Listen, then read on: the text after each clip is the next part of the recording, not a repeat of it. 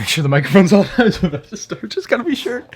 Hey everyone, Ryan here, or M&R Productions, and welcome to Ask M&R episode 156. I wore this headband, so my bad haircut looks better. Anyway, as you probably know by now, this is a series where I answer your questions. If you have a question you want answered in next week's episode, leave in the comment section down below, and I might just pick it. If you guys enjoy, of course, a like is greatly appreciated. Anyway, happy holidays, of course, guys. Christmas was last week. Hopefully you guys had an awesome Christmas. This is the last Ask M&R of 2020, and what a year it has been. It's been actually insane. My buddy Tommy C. Bricks made a LEGO rewind for 2020 that I'll put up on the end screen card for you guys to check out, so definitely check that out at the end of this video. Anyway, our first question comes from Mando Studios. It says, we need a new Jabba's Palace set for the book of Boba Fett, and I wholeheartedly agree. I've probably answered over the last year a half dozen questions about this very topic with the Jabba's Palace, and the conundrum that we find ourselves in is that the last time LEGO made a Jabba's Palace, there was a bit of controversy with, I don't remember what religion it is, I'm not personally into all of that stuff, but there was some hubbub about it, and LEGO was like, okay, yeah, you've been offended or whatever, and something, and apparently there's a decent chance they may never make Jabba's Palace again, but it just showed back up in Star Wars, so clearly Disney doesn't care that it offended some people. It's not supposed to be offensive. It's stupid when people get offended by stuff that's just whatever to me. But if Disney is willing to put it in media, I don't see why LEGO wouldn't make one. So I think that's a good sign for something like that to be happening maybe this summer or next year, but that's totally something that would make sense since Boba Fett now owns Jabba's Palace. It's now Boba's Palace, right? It's not Jabba's Palace anymore. Jabba's dead. So that's kind of an interesting thing. I think it's very possible given that Disney has went ahead and put it in a new piece of media. Rohan R says, why are most sets on Amazon overpriced? So overpriced is relative, right? That's besides the point. They are above retail price is the big point of contention here, I think, for you. And what you're seeing is Amazon.com, Amazon, the retailer themselves, Amazon, sold out of all their stock. And when that happens, the sales default to the lowest price of a third-party seller, which tends to be, not always, but tends to be higher than the retail price of the actual set. And then when that sells, the price continues to climb and climb and climb because supply and demand, that's just how things work. It's capitalism. And so that's what you're seeing. It's not Amazon selling it. It's basically, you're looking at eBay prices, or worse than eBay prices, because third-party sellers on Amazon charge even more than you're going to be paying for on eBay or Bricklink, 95% of the time or something like that. You don't want to buy things on Amazon that aren't sold by Amazon if you don't have to. Cat Rover says, when does the LEGO set retire before the end of the year? Ends for example, December 28th, or does it retire on the 1st of January? I actually answered this on my live stream yesterday, and so I feel like I got a pretty good vibe for how to answer this. And it's basically it fizzles out. Maybe this is a good analogy. Think of it like the rain forecast. If I pull up my Apple weather and it says at 5 p.m. it's going to be raining, and at 6 p.m. it's not going to be raining. At some point in between those 2 points, it's going to stop raining. Basically, LEGO sets at some point just retire. There's no set date. There's no date where LEGO goes, okay, today's December 28th. It's the last day you can buy this. Okay, today's December 29th. You can't buy this anymore. No, it's not like that. LEGO at some point produces the last wave of the set they're going to produce. They send them all out to stores and put them online that they're going to sell them, and then they eventually sell out, and that's it. There's no set date. There's no hard thing. They just kind of fizzle out. So if next year, because it's already too late for this year, when you come around to the end of next year, and it's even September is a good time. September, October, November at the latest is when you're going to want to say, hey, I've been wanting to buy these. I need to buy these now, because by the time it's mid-December, and especially after Christmas, I went in Target the other day, there are no LEGO sets. You're not going to find the retiring LEGO sets now. It's too late. It's over. It's gone. Maybe you get lucky, there are exceptions, but yeah, it's a fizzling thing that basically happens between November and January of the end of the year where things kind of disappear. Now, LEGO does retire sets at other times of year, but it's just kind of random and it's hard to know. I don't know myself, so I can't help you with that. Lewis says, when the hairdresser asked you if you liked your haircut at the end of the appointment, did you just say yes, or did you admit it's bad? I just said yes, quite clearly, because I showed back up like this. So yeah, I don't, I never say it's bad. Sometimes I'll ask for slight adjustments, but I'll never be oh, this is awful, I'm not paying for this. Nah. I felt bad because I gave her a $10 tip knowing I didn't like my haircut. I'm here, this is, no, why did I do that? Oh, well. Thomas says, what is your favorite character that LEGO hasn't made as a minifigure yet? I think it's the Dark Trooper. Obviously, it's brand new, but the Dark Trooper is pretty freaking cool, and they haven't made him yet. So, I mean, I hope they make Dark Troopers this upcoming summer. It would be pretty fitting. Magic Brick says, given that AT-ATs rise in value fast, you plan on buying multiple? If so, how many? So, in the future, I do want to build a Hoth Mock. So, ideally, I want to have 5 8 because I want to have, like, the proper number of things. In the Hoth scene in episode 5, there were 5 AT-ATs, so I want to have 5 AT-ATs, so 4 more from what I have. I don't plan on investing in AT-ATs. I don't typically invest in LEGO. My time is certainly better spent elsewhere for the most part, so that's not a thing I typically find myself thinking about or doing. But yeah, AT-ATs do tend to go up in value, I suppose, so that wouldn't be a bad investment. If you're a LEGO investor watching this, I guess I could put my stamp of approval on that, but no guarantees, obviously. What? Some noodles out here if you want some. No. But 5. I want to have 5. I need to wait for them to go on sale. Hopefully next year they'll go on sale. Nate Coleman says, what is your current net worth? I don't know my net worth, so we're going to use a tool called Google to find out. And this website seems pretty reputable. It says Ryan, M&R Productions net worth, biography, age, height, dating, relationship record, salary, income, cars, lifestyles, and many more details have been updated below. Oh boy, what do they know about me? First name Ryan, last name M&R Productions. Profession, YouTube star. What can I say? Age, 22 years old, but my birthday is May 1st, 1997, which would mean I'm 23 years old. You would think they would have an algorithm to just update that? I don't know. My birth sign is apparently a Taurus for all the ladies out there that care about that garbage. And if we keep on scrolling down past the weird advertisements, we will find out that my net worth is $82 million. Obviously, my net worth is not $82 million. I would estimate it to be a lot less than that. Wildbrick Studio says, do you have a Mr. Gold minifigure? I do not. Do you have one you want to give me? I'll take it. But yeah, I need to get one of those. Those are expensive, obviously, but it's certainly something I will own at some point because it's a figure that I need to have all of the CMFs, and I want to have all of the CMFs, so it's just one of those things that one day I'll go ahead and buy. I might even buy a sealed one just for the thrill of opening it, but for me, like when it's a figure that expensive, I would be more willing to accept a used copy. Neil says, how do you feel about the increased use of Technic in LEGO Star Wars sets? I'm not a big fan of Technic, and some sets cross the line for me. 75284 Knights of Ren Transport is one of those sets.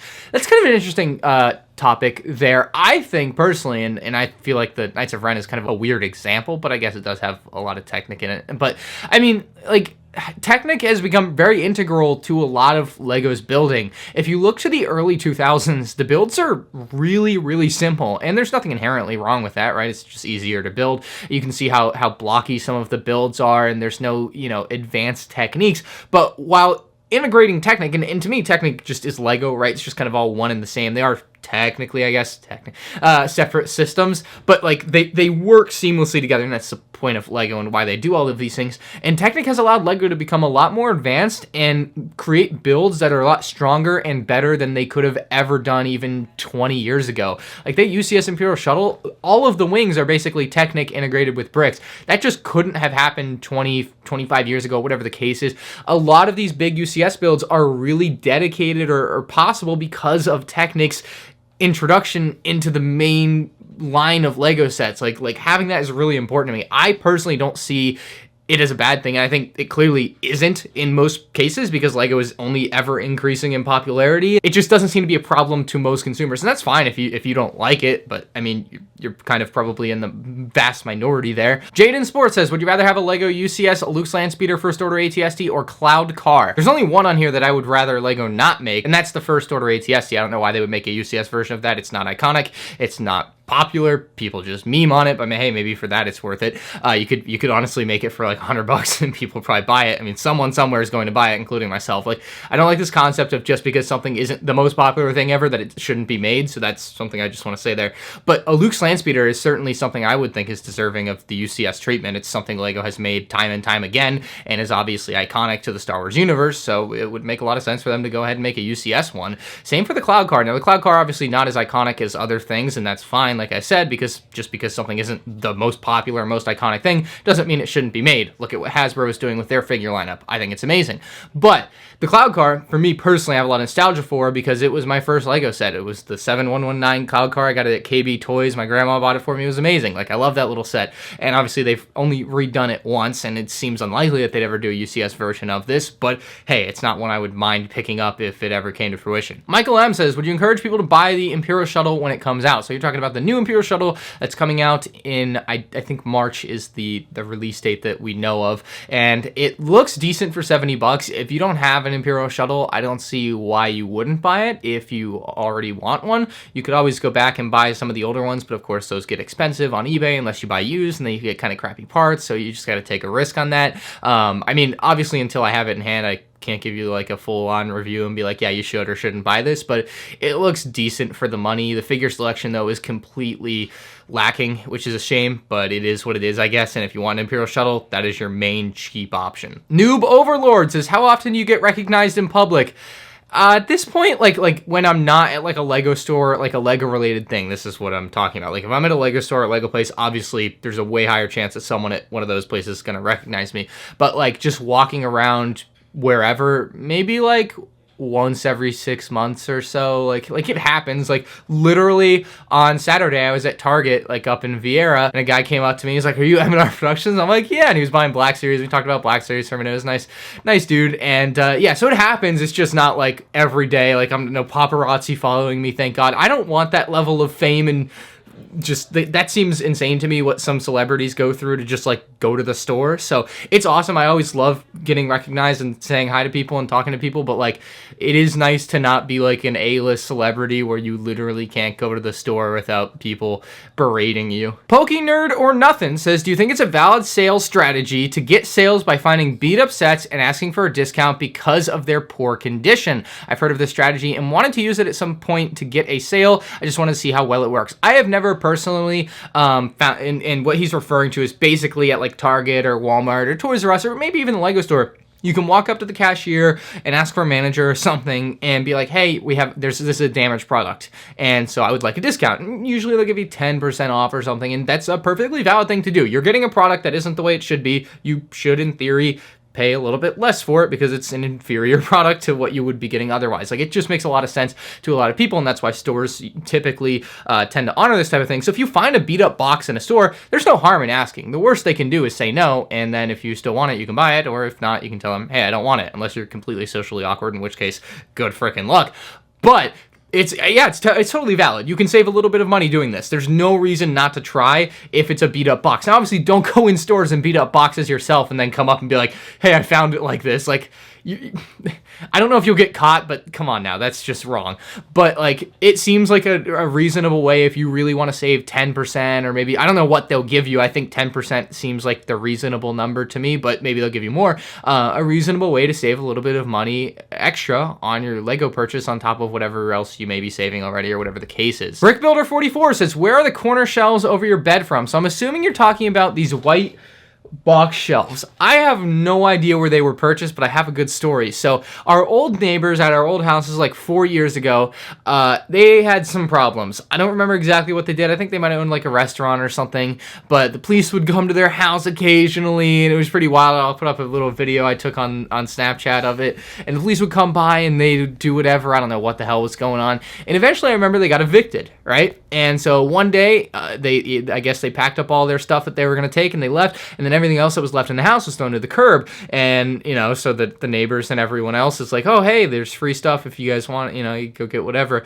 And so my mom brought that little white boxy shelf in. I'm like, oh, cool, I can use this for Lego. Perfect. And so that's where that came from. I have no idea where you can buy one like it. I'm sure they're not hard to find. Things like that's probably a pretty common style of shelf if you go to any furniture store or something, or you just ask someone that knows better than I do. But yeah, that's a pretty neat little shelf, and that's the story behind it. Your sleep paralysis demon says, are you going to get the KF console? No, I have my PS5, but the KFC console does look pretty tempting. I saw Donkey's video on it, and he was talking it up real hard. I don't know, I did want to throw out all my other stuff and get the KFC console, but, you know, I'm already kind of hard into the PS lifestyle, so I can't give it up yet. All right, you want a hot take? Here's a hot take from Brand Van Roo. What's the worst pizza you've ever had? I hate, detest, despise Domino's. Look, I used to love Domino's. As a kid, there was 2 for Tuesdays. My parents would get the 2 pizzas, and they'd get delivered on Tuesdays, and it'd be great. I liked it. At some point, my taste and appreciation for pizza changed. Or Domino's changed their recipe. Probably both, honestly. And at some point, I just decided Domino's is the worst pizza. It is awful. Aiden Roberts says, what LEGO Star Wars ship under $100 has the best interior? I think there's only one answer for this that comes to mind. The 2006 Star Destroyer retailed for $99.99. I'm not going to do inflation calculations for this question. It was under $100 when it released. 2006 Imperial Star Destroyer, it's just an immaculate interior. It had so much space on the inside. You had a little escape pod that you could drop out. You had space from the Imperial Guards on either side of that. You had the Vader changing station. You had a little Palpatine hologram. And then you had a weaponry area for the Stormtroopers. And then on top of the Star Destroyer and the bridge, you could put Grand Moff Tarkin and the other Imperial officer. That was probably my favorite interior on a set under $100. I can't think of another set that cheap that came with so much interior space. Cameron W. says, do you retrospectively think that the winter sets were purposely made to be sets that appear in The Mandalorian, but Star Wars didn't trust LEGO not to leak the figures to reveal this? So, it is an interesting thing. I plan on talking about this a lot more in March when I do my winter wave overview, because I'm waiting to have all of the winter sets with the Imperial Shuttle and the Microfighter still yet to come out. But possibly, yes. I personally think LEGO Star Wars got lucky. I think LEGO is going in a direction with LEGO Star Wars. This is another thing I need to do with another video called The Future of LEGO Star Wars. But LEGO's going in an interesting direction. I still don't like the re-release of an X-Wing and TIE Fighter after 2 years. I don't think a lot of people do. It's perfectly reasonable to come and say, like, yeah, but some people don't have it. Yeah, that's fine. Some people don't have a lot of things. You're re-releasing something that was on shelves literally a year ago. I could have bought it on Target.com a year from today. It's kind of ridiculous. But there are some reasons for it that I can see making it a little bit more reasonable, like having these sets available for multiple years more than you would normally. And the idea that I think is a bigger thing, too, is a UCS Death Star could be coming later this year, and these sets just tie in with that. And LEGO will sometimes do things early in the year that have, I wouldn't say consequences, but kind of turn into something bigger near the end of the year. So things like that can happen. It's possible Disney was like, hey, you should make these things, and then LEGO made these things. But my first thought was genuinely, my gut reaction is LEGO got lucky. And I mainly think that. I think that that's the most likely thing, is that LEGO is doing something, and they're doing it for a reason. I think that reason is Death Star 2. And it also just so happened that the Disney Mandalorian show had these things. That seems a little weird to me, but not impossible, because it's still the same vehicles, right? Like, and that's nice. I think that's a good thing still. Like, I know it sucks that you're not going to get figures from the Mandalorian, and the sets aren't technically Mandalorian-based. They certainly aren't. But, like, still having the ships from the Mandalorian is nice in a way, because you kind of get the best of both worlds, but you are missing the Mando figures. Like, I wish they would come out with like figure pack editions for these sets, or maybe like a second version of the set in the summer where they just continue releasing the same set, but one version has Mando figures and one version has original trilogy figures, that type of stuff. But it's weird stuff that I think about like that. But I think it's more likely that a Death Star is coming, and that's why they've re-released all of these original trilogy sets that very predominantly on the box art feature the Death Star. And that is going to be it for Ask M&R Productions today, guys. Hopefully you enjoyed the Q&A. If you have a question you want to answer on next week's episode, leave in the comments section down below. Thank you so much for watching, and make sure you check out Tommy C. Brick's LEGO Rewind on the end screen now.